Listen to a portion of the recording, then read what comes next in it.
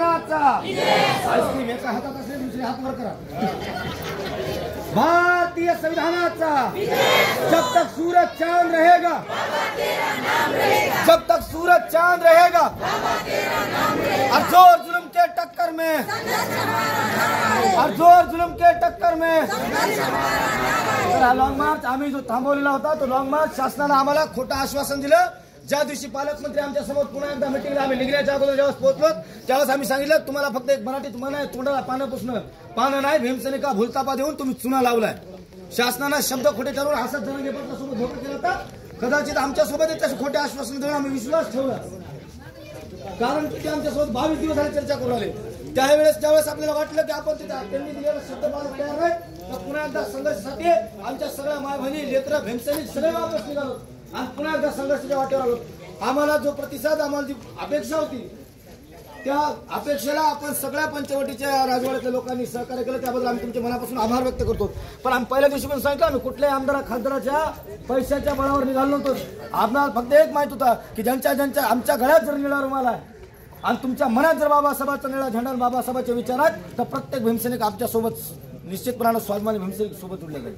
आणि त्या अपेक्षेला आम्ही परत एकदा निघालो आणि मुंबईच्या दिशेपर्यंत पोहोचलो। हा लॉंग मार्च तुमच्या सगळ्याच्या सहकार्यामुळे, म्हणून विनंती करतो आपल्या सगळ्यांना की आम्ही कुठल्याही आमदार खासदाराच्या पैशाच्या बळावर निघालो नव्हतो, ना कोणाला घेऊन थांबलोत ना कोणाला घेऊन थांबलोत। आम्ही ज्यावेळेस निघलो त्याच्यापेक्षा अर्ध्यापेक्षा जास्त लोकांना आमच्या पायाला पडले ते ज्यावेळेस 22 दिवस ह्याच नाशिक शहरामध्ये होते ती अवस्था सुद्धा आम्ही बघत होतो। पण एका बाजूला आम्हाला आमच्या माणसाच्या सोबतच्या माणसांची काळजी होती, कदाचित ती शरीराला ब्रेकही पाहिजे होता आणि तो ब्रेक घेऊन आम्ही पुन्हा मुंबईच्या दिशेने निघालो।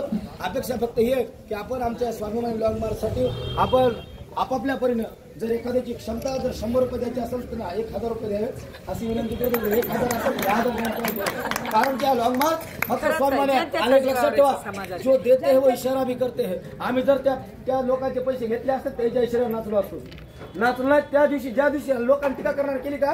पण आम्ही सांगतो की अशी बात सगळे होते ज्यावेळेस इकडून पालकमंत्री सुरेश जर बसला का त्याच टायमाला लॉंग मार्चची ज्यावेळेस प्रेस कॉन्फरन्स त्या दिवशी सांगितलं होतं 15 दिवसाचा वेळ दिला, जर पुन्हा झालं तर पुन्हा वापस नाशिकला निघालो।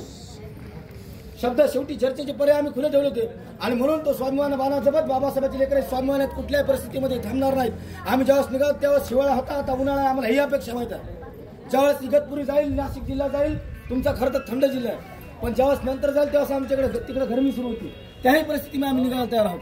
आणि म्हणून आपल्या सगळ्याला विनंती करतो की आपल्याला जर शक्य असेल तर आज आम्ही बुद्धलेणीपासून तिथपर्यंत चालणार आहोत।